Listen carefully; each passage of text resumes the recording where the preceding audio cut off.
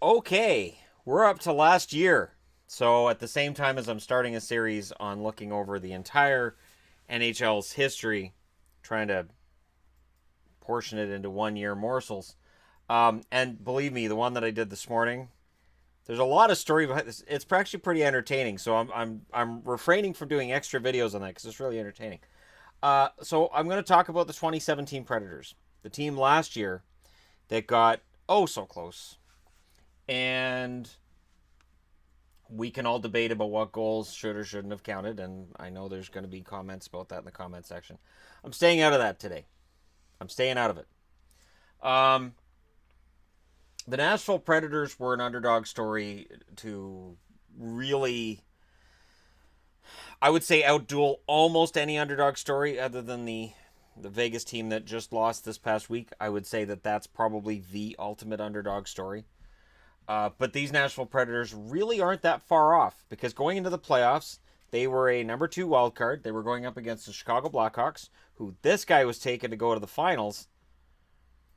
That's okay though. I picked the Washington Capitals to win the Stanley Cup last year, and when's that going to happen? Um, but I'm taking a bath on the whole Capitals winning this year, so that's fine.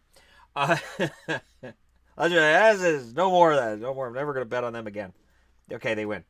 Against Chicago in the first round, it was stunning. Chicago couldn't get a lead. First two games, they couldn't get a goal. Nashville wins 1-0 and 5-0. They win game three, 3-2 in overtime.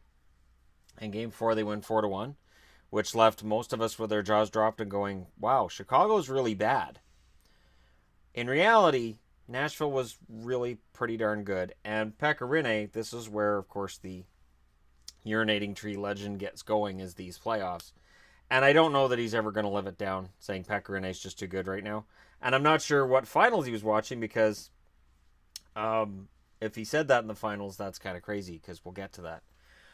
Second round against St. Louis, they win 4-3. They lose 3-2. They win 3-1, 2-1, go up 3 games to 1, and then they lost game five 2-1 before winning game six 3-1. So low scoring games.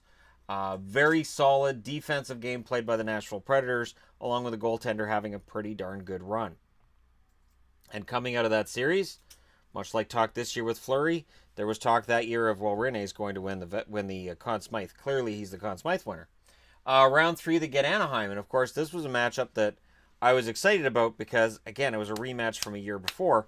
And I really wanted to see Nashville take Anaheim out again because that was one of my favorite things. In the first game, they win 3-2 in overtime. They lost game two 5-3. They won game three 2-1. They lost game four in overtime 3-2. And I was kind of nervous at that point, but then they win games 5 and 6 3-1 and 6-3. And I always like it when I'm nervous going into a game, and it's an elimination game where a team that I cheer for can maybe eliminate one that I don't, and it's a laugher. So it's not that close. I always feel better, but that feeling of feeling better. In the finals, we all knew going into the Stanley Cup Final they were up against it in Pittsburgh. Pittsburgh was really, honestly, on a roll the entire 2 months going into those playoffs, and they really were the best team in the league. And they had finished second in the overall standings behind Washington, but I think we all kind of figured that they were still, as defending champions, the best team. Nashville gave them quite a run, but we need to talk about what happened too.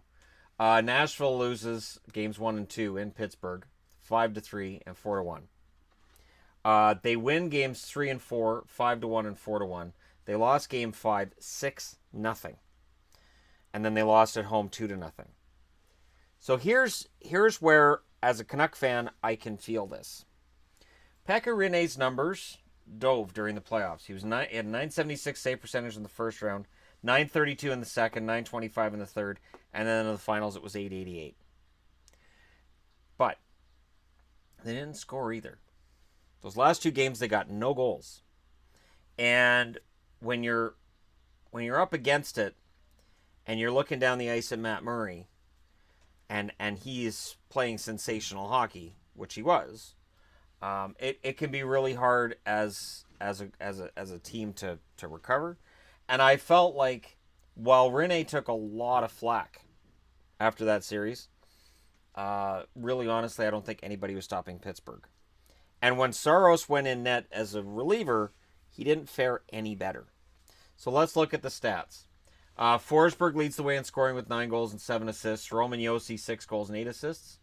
Ryan Ellis, 5 goals and 8 assists. Victor Arvidsson, 3 goals and 10 assists. Colton Sissons, 6 goals and 6 assists.